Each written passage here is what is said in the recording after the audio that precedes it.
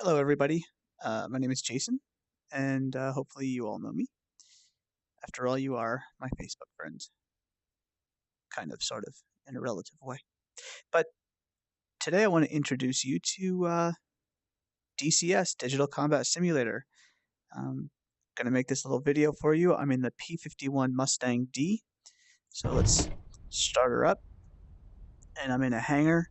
I set up this little mission to intercept some B-17s and escort them, but I don't know if we're going to be able to catch them because I want to take you through some really cool stuff. So this is the cockpit. Actually, in today's world, we don't call them cockpits anymore. We call them flight stations for obvious reasons. So let's close our canopy. Come on, baby.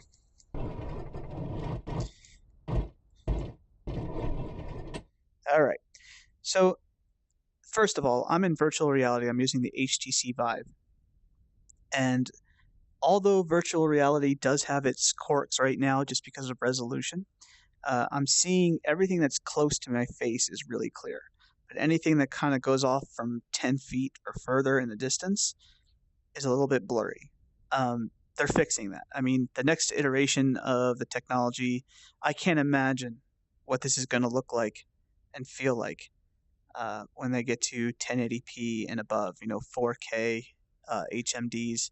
It's going to be, I mean, it's already amazing. I can't articulate just how awesome this looks. I'm going to try to keep my head movement slow as possible, but it's just really, really incredible. I can look back and see the reflections off the glass, and again, to you guys, it's just, it seems like any other game that you might have seen on any 2D screen, but to me, my brain is literally telling me I'm here.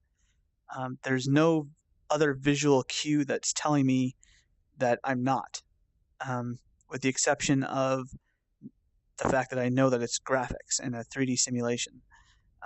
But you'll be able to see that as I'm flying too. So let's go through the startup procedures for the P-51D. Now, the P-51D Mustang was originally built for the British Air Force by America. If anyone remembers studying their history, you'll remember that at that point in time, America did not want to enter World War II. But Roosevelt knew that he had to support Churchill and his cause. He had the foresight to understand the importance of defending that Western Front. So they went and built the P-51, and it was the British that came up with the name Mustang. It was not the Americans. I found that very unique in my research, very interesting. So nice little bit of history. So let's start up with our startup procedures. If I can do a little search here. Move our carburetor up. That's the hard one to get because when you're in virtual reality, it's very hard to get. All right, so one of the ways people play simulators is they play with something called track IR, and it's the sensor that's on their monitor, and they can turn their head and it will look one way or another. Well, as useful as that is, it's still not seamless, whereas virtual reality is seamless. When I turn my head, I'm in the environment. So everything that I do, it's as if I'm there. So you're going to hear me grunt. You're going to hear me breathe heavy because I'm actually making the movements. I'm not using my joystick to look around and to do all this stuff. I'm actually using my body. I'm turning my head. It's quite enveloping. It's pretty damn cool. All right, so let's start this baby up. Let's move our throttle forward a little bit. Let's adjust our rudder trim for takeoff. Let's open up our fuel lines. Switch our tanks to both. Get our fuel charger set up. Get some battery power to this baby.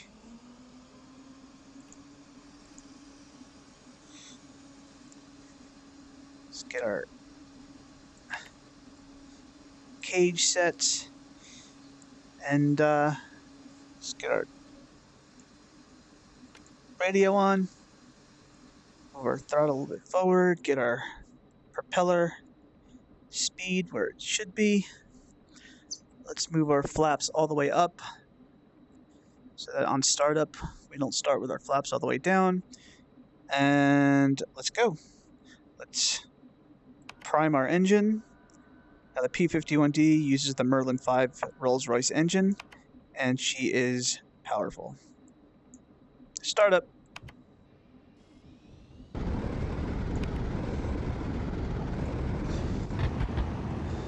There you go. Not that hard. So let's make sure our flight surfaces work. Again, I'm sorry about my head movements, guys, but this is, you know, being in VR, everything's like real time to me, and I know you might get a little disoriented and dizzy, but you'll get used to it. All right, so let's move our throttle up a little bit. Forward. Come out of the hangar, and we'll use our wheel brakes to turn.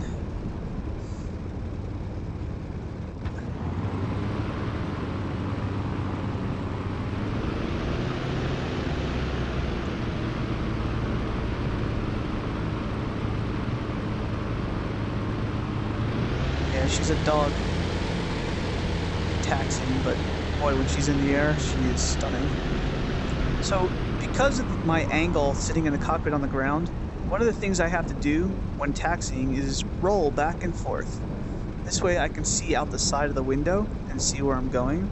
That's why you see pilots in World War II doing this. It's unlike racing, car racing, when drivers go back and forth in the beginning of a race and they go back and forth. That's to warm up their tires. I think. My friend David Black, he could probably tell you differently. He would know all that kind of stuff. But we do this so that we could actually see where we're going. So I am going to, I'm not going to go down to the end of the runway. I think I could take off a little bit shorter. So I'm going to cut it short. And I'm going to head down here. Now, I have the simulation set up so that the B-17s are heading south. I'm not sure if I'm going to be able to catch up to them or not. I hope we can, because it's really cool to see us flying in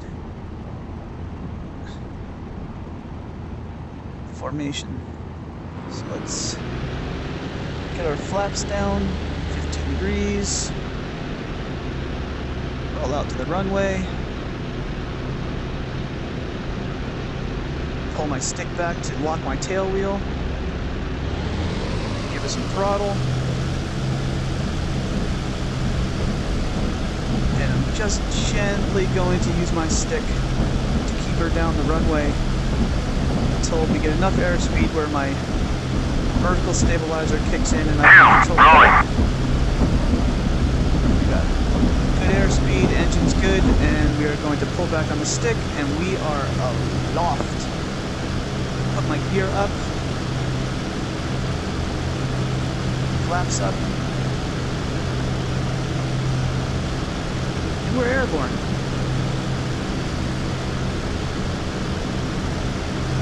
All right, so this simulation started on the England side, and I want to cross the English Channel and head to Normandy, France. So I'm going to turn left, and I'm going to head 180, which is south. And it's very hard for me to see my gauges because it is VR. So I gotta move in close. It's 150. I do believe that's... I passed it up. I sure did.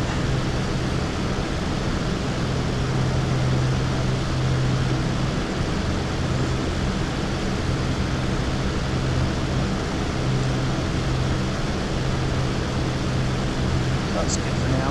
Now, I think these aircraft are going to be at 21,000 feet. So I definitely need to jump on it here. Gain some altitude. I'm going to use my trim to make sure that I have a stable climb. Looking at all my gauges, you can see, I don't know if you can see my mouse or not, my mouse cursor, but my gauges are, everything's in the green, looks good. Now, at a certain altitude, the Merlin 5 engine has a supercharger. And at a certain altitude, that turbocharger will kick in and allow us to stay at altitude for a lot longer. And one of the great things about the P-51 Mustang was that it was the very first aircraft fighter that could escort bombers on their long missions into Germany. Before the P-51 Mustang, fighters could only escort the bombers so far, and once they reached the mainland of France, most of those escort fighters had to turn around, and those bombers were on their own. And so you can imagine what that was like for a B-17 crew, and you know, watching your fighter escort leave at the most important parts of the mission.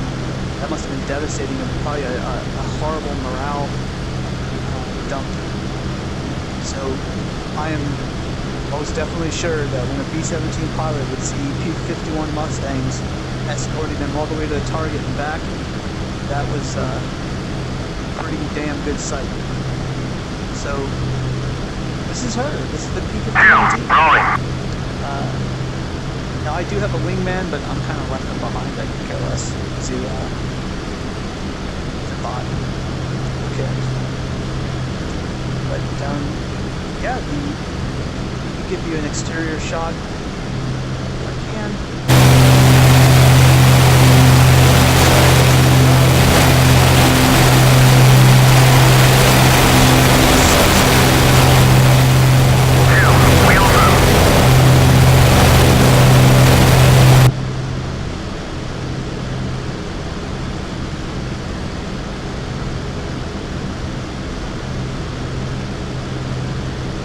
P-51D can carry an assortment of weapons. Obviously, it has its machine gun cannons.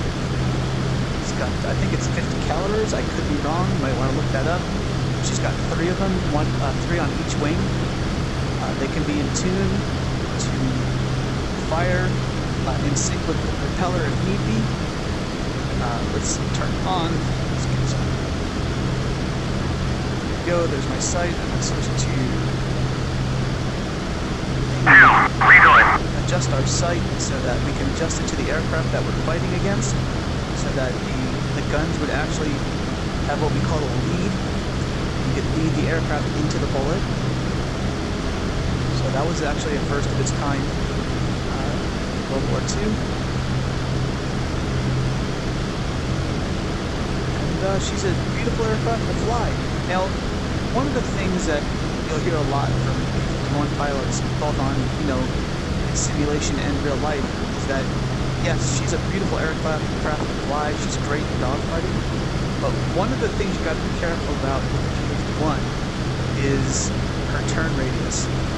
You have to keep her within her tolerances. If you don't, she will spin out on you.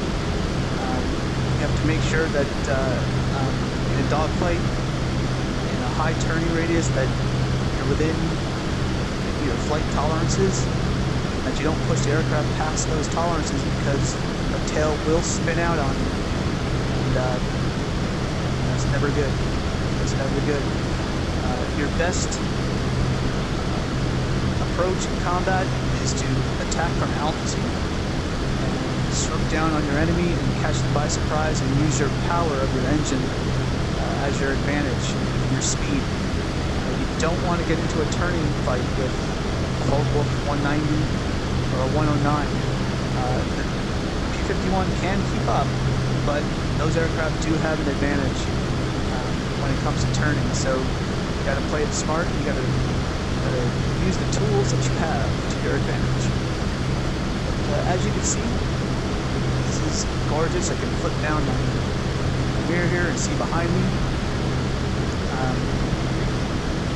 So yeah, this is beautiful. I just can't tell you how amazing this looks, and I'm flying over the English Channel right now, and it's just stunning. And DCS 2.5 came out with these amazing updates, you know, the clouds and ground textures, and it's just beautiful. It just gets better and better. And now they're coming out with the F-18 Hornet. Yeah, I'm buying that when it comes out. So I tell you what, because it's going to be such a long journey, I'm going to fast forward this, and so you can actually just see what it's like to fly information with some B-17s.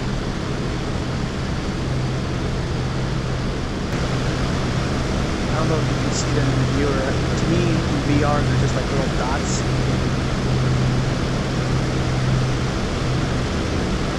They're coming up on them pretty quick, so lower my flaps. Oh yeah, we're gonna buzz right by them.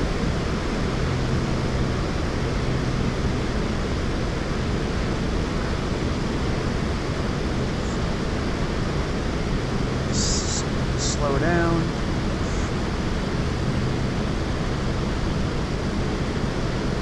Hey boys. I get a giggle out of that every time.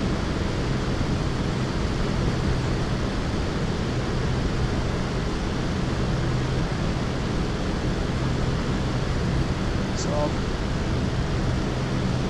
come up on this guy. Try to fly formation with him. Now they're flying really slow. They're only at 170 knots. So I need to try to slow down and keep my distance, yet be stable at the same time. It's hard to do when you have a thoroughbred for an aircraft and you're trying to maintain your speed with a big cow. She is.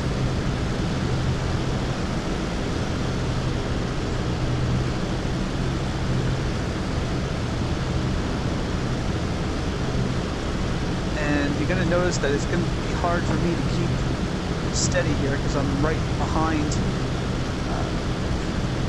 the aircraft, and we'll prop wash, even though it's not the real term, prop wash. It's definitely not an aircraft term. That disturbance in the air has an effect, so try to keep to the left of the wing, and we'll move up on her slowly, and we will guide her into the coast. It's just gorgeous. I can't, it's just everything I ever wanted as a kid, you know, that you never dreamed that you could do, is happening in VR, you know. Always wanted to, you know, fly information with a B-17, you know, or this is as close as I'm ever going to get. So this is just beautiful.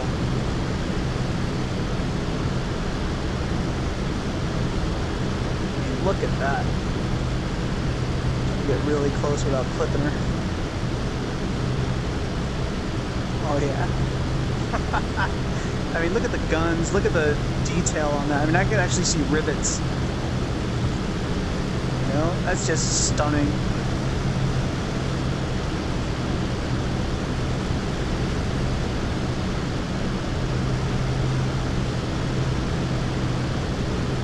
Little turbulence going on here. But yeah, I mean, and this is just the start. This digital combat simulator has come a long way, and if I think they're gonna do, if they do what I think they're gonna do, it's just gonna be amazing. And that's, you know, all out, you know, war packages with, you know, there's a game out there called Aces High, and what it is basically like a World War II aircraft simulator to where you can fly missions and bombers and fighters and stuff, but it's nowhere near as detailed as this. And hopefully, I'm hoping that in the future DCS will become an all-out, war package to where, people can choose sides and, they just have all-out wars. Because it's much more fun to have wars when lives aren't at stake. I know that for sure. So, this is amazing. Alright guys, so I don't want to make this video too long, but this is DCS. If you're a fan of, flying or aviation or, flight simulators, you have to try this. You absolutely have to. It's absolutely amazing. And I can't say enough about it. Especially in VR, you really need to, check out the ball turret. That's amazing. So give it a shot, have fun, and you should post your videos, and we'll get you a little shot of the underbelly here. That's so awesome. Look at that. Alright, I'll see you guys later. Peace.